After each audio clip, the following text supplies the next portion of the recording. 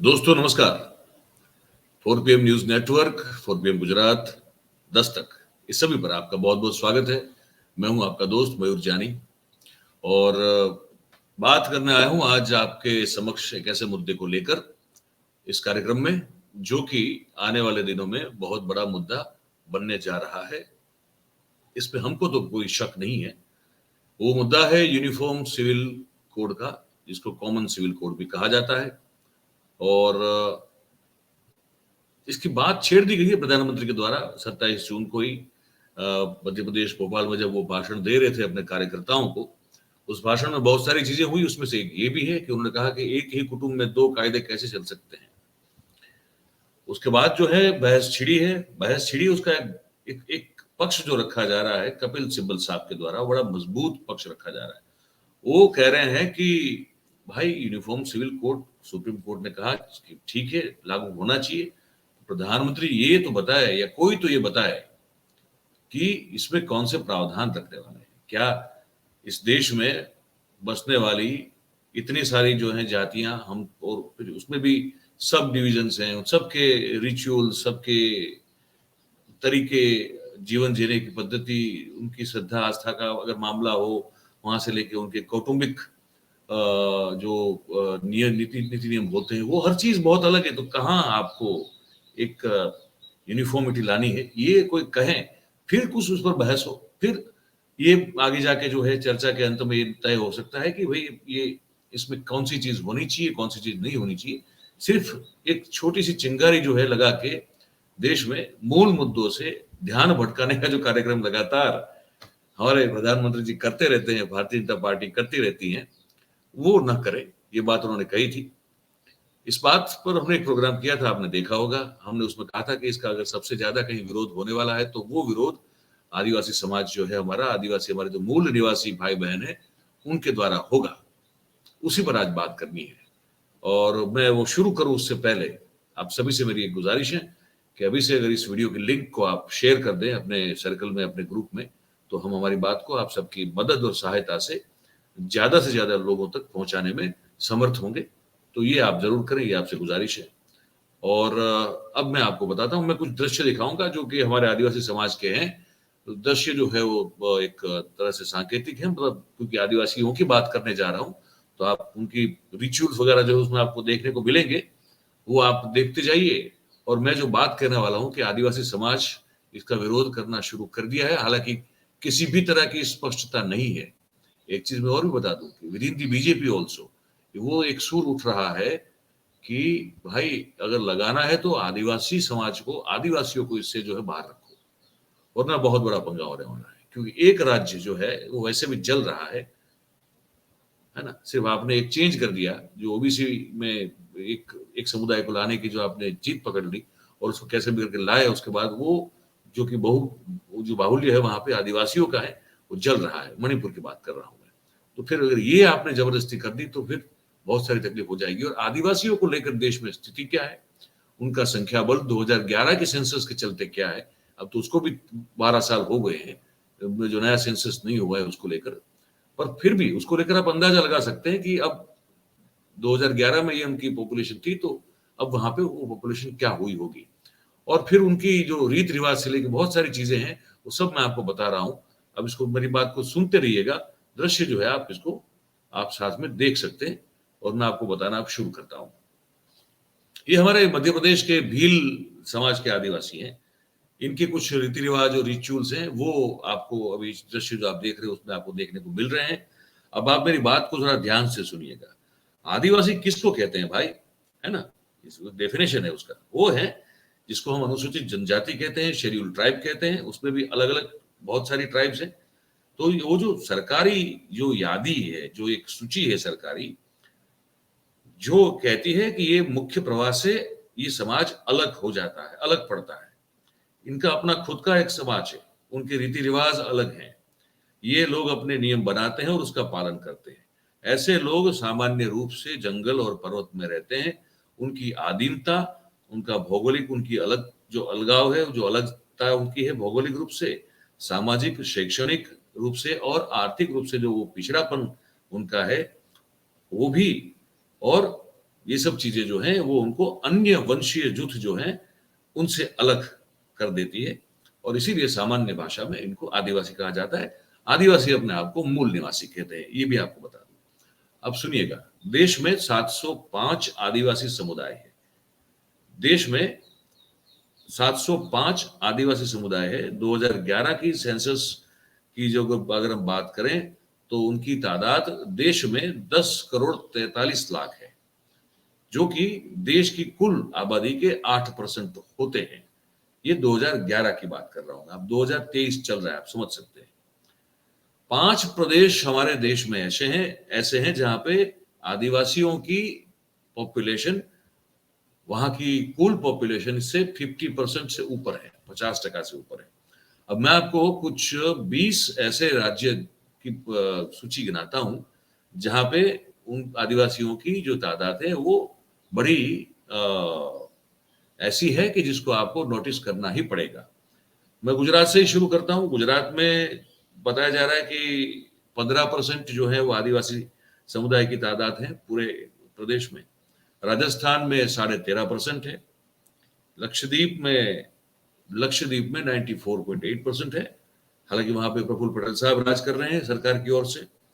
और छत्तीसगढ़ में 30.5%, तेलंगाना में 9.5%, गोवा में 10%, मध्य प्रदेश में जहां ये घटना हुई है, ये जो पेशाब कांड हुआ है, वहां पे 22% महाराष्ट्र में 9.5%, झारखंड में 26.5%, उड़ीसा में 23%, छत्तीसगढ़ में 31% के आसपास, सिक्किम में 33.5%, ऑलमोस्ट 34% के करीब, मेघालय में 86%, ठीक है।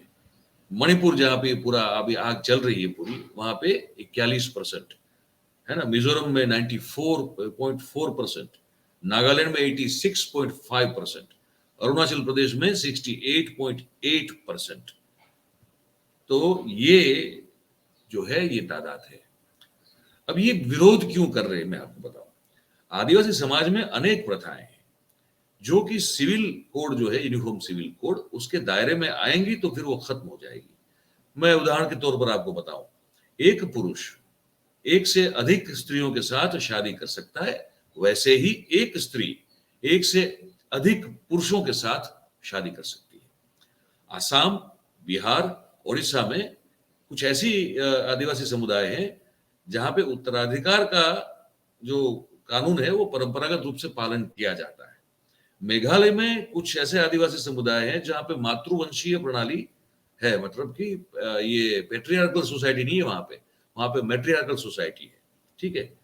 और इसी के कारण यहाँ की जो मिल्कियत है वो सबसे छोटी बेटी को, सबसे छोटी लड़की को कुटुंब में जो हो उसको वो जो है उसको मिलती है। ये बड़ी है, ये कई देश में आपको देखने को नहीं मिलेगा। अच्छा, गारो जनजाति जो है आदिवासी में, वहां कोई पुरुष जो है वो खासी समुदाय की लड़की के साथ शादी करेगा तो फिर उसको उस लड़की के घर में दामाद बन के वहीं रहना पड़ेगा। कुछ नागा जातियां ऐसी है जहां पे महिलाओं को मिल्कियत जो है वो विरासत में मिलती है, और वहां पे फिर आदि जाति के बाहर शादी करने पर बहुत बड़ा प्रतिबंध है वहां पे, ये भी बताया जा रहा है। अब पॉसिबल है ना कि ये जब यूनिफॉर्म सिविल कोड अगर बनाया जाएगा तो इनकी ये जो सांस्कृतिक विविधता है उसको ध्यान में न लिया जाए, और न लिया जाए तो आप सोच सकते हैं कितना बड़ा बखेड़ा खड़ा हो सकता है। राष्ट्रीय आदिवासी एकता परिषद जो एक संस्था बनी हुई है, उसने 2016 में वो सुप्रीम कोर्ट का दरवाजा खटखटाया था, ये कहने के लिए कि भाई हमारे रिवाज, हमारे रवायत जो भी हैं और हमारी जो धार्मिक प्रथाएं हैं उसका रक्षण जो है, उस चीज का रक्षण, उसका संरक्षण जो है वो बिल्कुल होना चाहिए, उसको कोई टच नहीं करेगा। इसके लिए वो सुप्रीम कोर्ट पे गए थे। अब जैसे मैं बताऊं, वो भिलाला करके एक आदिवासी समुदाय है, ठीक है, मैं आपको बताता हूँ। भिलाला नाम है इनका, ठीक है। अब वो जो है वहां पे ऐसा है कि बिना शादी के साथ में पति पुरुष और स्त्री रह सकते हैं और बच्चे भी पैदा कर सकते हैं। और महिला जो है आदिवासी, वो एक साथ कई शादियां कर सकती है। संथाल करके एक आदिवासी समुदाय है, वहां पे 12 तरह के विविध, मतलब 12 तरीके से शादी करने की परंपरा है, आप सोच के रखिए। और अगर आपकी पत्नी से बच्चा पैदा नहीं हो रहा है तो पुरुष को अधिकार है कि वो दूसरी शादी कर सकता है। एक है आदिवासी समुदाय जिसको गौंड कहते हैं। इस समुदाय में पति के मृत्यु के बाद कोई भी महिला विधवा नहीं रह सकती, वो शादी कर लेती है। पति की मृत्यु होते ही महिला जो है उसकी शादी कंवारे लड़के से, मतलब बिल्कुल एकदम कंवारे लड़के से की जाती है, फिर चाहे वो उसका पौत्र भी क्यों ना हो। अब देखिए ये तो सबसे अलग परंपरा है, चाहे उस महिला का पौत्र भी क्यों ना हो, कंवारा लड़का होगा तो उससे भी शादी करवाई जा सकती है। देखिए अब भील समुदाय, जिसका मैं आप दृश्य भी दिखा रहा हूं मैं आपको, है ना, तो भीलों में विधवा विवाह और बहु विवाह, एक से ज्यादा पुरुष स्त्रियों का साथ का विवाह जो है, शादी है, उसका चलन है। भीलों में दहेज प्रथा है ही नहीं। उससे उल्टा ये है कि अगर लड़का है जो लड़की को, जिस लड़की के साथ शादी करेगा तो उसको सब भेंट वगैरह, सोना देना, चांदी देना पड़ता है, गुड़ देना पड़ता है ना, गेहूं देने पड़ते हैं, पैसा भी देना पड़ता है। वो 10,000 से लेकर 50,000 रुपए तक का हो सकता है। एक किगरासिया नाम की एक समुदाय है आदिवासियों का, तो उसमें भी देखिए अब कितनी आधुनिकता तो वहां है। वहां शादी से पहले पुरुष और स्त्री जो है वो साथ में रहते हैं और बच्चे के पैदा होने के बाद वो शादी करते हैं। ठीक है। और भारतीय संविधान का जो आर्टिकल 342 है, मैं आपको बता दूं, उसके तहत आदिवासी रीति रिवाज और विशेष सामाजिक परंपराओं को संरक्षण मिला हुआ है, और जिसके अंतर्गत वो एक से ज्यादा या एक से ज्यादा स्त्रियों के साथ शादी हो सकती है या पुरुषों के साथ शादी हो सकती है, और ये शादियां गैर कानूनी नहीं होती है। अब जो पूर्वोत्तर राज्यों की मैंने तादाद बताई आपको, जो उनकी संख्या है, तो वहां तो अब मैंने कहा ना कि वो तो 60% से ज्यादा ही हर एक पूर्वोत्तर राज्य में। मिजोरम की बात करें 94.4% आदिवासी बसते हैं। ठीक है, इसलिए मिजोरम असेंबली ने यही साल में फरवरी में ही जो है यूसीसी, मतलब यूनिफॉर्म सिविल कोड के खिलाफ वहां पे जो है वो एक वो पास किया है, उसके विरुद्ध, है ना। उसमें कहा गया है कि जो देश में कहीं भी समान नागरिक संहिता को लेकर अगर कोई एक्शन ली जाएगी तो उसका विरोध किया जाएगा मिजोरम के द्वारा। मेघालय, जहां पे 3 मुख्य जाति है, खसी, जैनतिया और गारो, यहाँ आदिवासियों के जो लग्न या शादी विवाह जो होते हैं, या फिर अगर डाइवोर्स भी होते हैं, किसी को अगर एडॉप्ट भी करना है या विरासत को लेकर कोई अगर बात होती है, तो उनके अपने अपने रिवाज है ना। और यहाँ के लोगों को डर है कि अगर ये यूनिफॉर्म सिविल कोड आ गया तो उनके रिवाज खत्म हो जाएंगे। और यही कारण है कि यही 30 जून को मेघालय के मुख्यमंत्री और भारतीय जनता पार्टी के जो पूर्वोत्तर में जो बीजेपी के मुख्य सहयोगी कहे जाते हैं, नेशनल पीपल्स पार्टी के नेता है कॉनराड संगमा, उन्होंने ये यूसीसी का विरोध किया और कहा कि भारत के वास्तविक विचार के विरुद्ध ये कानून होगा अगर लागू किया जाएगा। तो मेघालय के आदिवासी परिषदों के तीनों मुख्य कार्यकारी सभ्यों ने यूसीसी का विरोध करने का निर्णय ले लिया। नागालैंड, वहां भी लोग यूसीसी का विरोध कर रहे हैं। नागालैंड राज्य की रचना 1963 में संविधान की धारा 371A जो है उसके तहत की गई है, और उसमें 13th अमेंडमेंट किया गया। उसके बाद भारत के बंधारण में उसको समावेश किया गया, उसके बाद की गई है। अब 30 जून को Nagaland Transparency Public Rights Advocacy and Direct Action Organisation ने विधायकों को एकदम सख्त चेतावनी दे दी है कि जो 14वीं नागालैंड की जो विधानसभा है, वो अगर किसी बाह्य दबाव के वश होकर यूसीसी के समर्थन में अगर बिल पास करेगी तो फिर वो बहुत गंभीर एक्शन, सीरियस एक्शन ली जाएगी। और ये यहाँ तक कहा गया है कि जो तमाम के तमाम 60 के 60 विधायक हैं नागालैंड के, उन सबके सत्तावार निवास स्थानों को आग लगा दी जाएगी। आप सुन रहे हैं ना मेरी बात को, ठीक से सुनिएगा। सिक्किम, अरुणाचल प्रदेश, मणिपुर और त्रिपुरा भी इसी में आता है। तो सिक्किम के सीएम के ऑफिस ने कहा है कि यूसीसी पर निवेदन जारी करने से पहले पार्टी उस पर एक बार चर्चा के लिए बैठक करेगी। अरुणाचल, मणिपुर और त्रिपुरा जैसे जो राज्य है, वहां पे यूसीसी पर ड्राफ्ट जब घोषित होगा वहां तक जो है वो रिएक्शन नहीं देंगे, उसकी राह देख के बैठ रहे हैं। ठीक है। तो ये सब विरोध हो रहा है, और ये बहुत बड़ा समाज है देश का, और मूल निवासी है भैया यही लोग हैं यहाँ के। हम तो पता नहीं, हमारा काम, हम को हम सब में अगर कोई पुराने हैं इस देश में, जो मूलतः इसी देश के हैं, तो यही तो लोग हैं। तो अगर इनकी खिलाफत अगर हुई, तो मैं आपको ये कह सकता हूं कि भारतीय जनता पार्टी की सरकार जो है वो एक बहुत बड़ी मुसीबत में फंस जाएगी। और ये जो विरोध हो रहा है, इसी के चलते एक सोच उठी है, सुर उठा है कि भाई आदिवासियों को यूनिफॉर्म सिविल कोड में शामिल नहीं करना चाहिए। ठीक है, मैं बताऊं आपको, देश की कुल 543 लोकसभा बैठकें हैं, उसमें से 62 जो है वो वहां पे आदिवासी समुदाय का प्रभुत्व है। ठीक है, और उसके साथ साथ जो रिजर्व्ड हैं वो 47 बैठकें हैं। ठीक है, 2019 की लोकसभा चुनाव में भारतीय जनता पार्टी ने ये रिजर्व्ड 47 शेड्यूल ट्राइब जो सीट्स थी उसमें से 31 सीट्स जीती थी, जबकि कांग्रेस को सिर्फ 4 मिली थी। ऐसी स्थिति में भारतीय जनता पार्टी 2024 का जो ये आने वाला जो लोकसभा का चुनाव है, उससे पहले यूसीसी में आदिवासियों को शामिल करके कोई जोखिम जो है लेना नहीं चाहती है। ठीक है, अब ये समझ में तो आ रहा है, लेकिन फिर यहाँ फिर तो और चक्कर हो जाएगा ना। मैं आपको बताऊं, यहाँ फिर और चक्कर हो जाएगा। अब मध्य प्रदेश में चुनाव आ रहा है, 230 विधानसभा बैठक में से 84 सीट्स ऐसी हैं जहां पे आदिवासी मतदार जो हैं वो निर्णायक भूमिका उनकी रहती है। इसीलिए तो ये शिवराज सिंह चौहान को एक बहुत अच्छे अभिनेता की तरह वो दशमत नाम के उस आदिवासी व्यक्ति का, जिसका घोर से घोर अपमान किया गया था उनके कार्यकर्ता द्वारा, उनको बिठा के उनके उनके जो है वो पांव धोकर उनकी पूजा करके उनको शाल पहना के सम्मान करना पड़ा, क्योंकि वहां 84 सीट्स ऐसी हैं जहां पे आदिवासी मतदार जो है वो बहुत निर्णायक है। ठीक है, 2018 में वहां पे ये भारतीय जनता पार्टी ने 84 में से 34 सीट्स जीती थी। ठीक है, तो वो अब उसमें भी अगर जो है वो लफड़ा हो गया तो क्या करोगे फिर आप?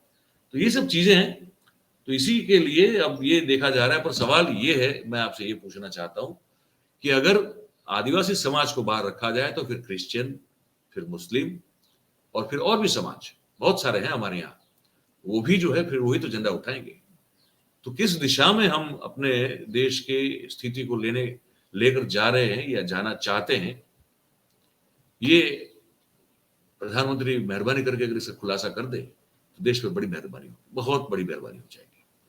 तो ये हमको विस्तृत रूप से आपको बताना था, ये हमने आपको बता दिया कि यूनिफॉर्म सिविल कोड को लेकर इस देश में आदिवासियों की स्थिति, वो विरोध कर रहे हैं, क्यों कर रहे हैं, उनकी उनकी रीति रिवाज से लेकर हर चीज में क्या क्या है, मैंने आपको आप तक ये जानकारी पहुंचाने की कोशिश की है। आशा करता हूं आप तक वो ठीक से पहुंची है। तो ये बात हमारी जो है हमने आपको बताई इस कार्यक्रम में, वो कैसी लगी है ये हमको आप ये हमारे नीचे कमेंट बॉक्स में नीचे लिख के जरूर से बताइएगा। और बात हमारी अगर अच्छी भी लगती हो, सच्ची भी लगती हो, तो फिर इसको लाइक करें, शेयर करें, हो सके उतना सब्सक्राइब करें और करवाएं दूसरों को भी। तो बस इस कार्यक्रम में इतना ही है। आप सब हमारे साथ जुड़े, आपका बहुत बहुत धन्यवाद। Thank you very much. नमस्कार।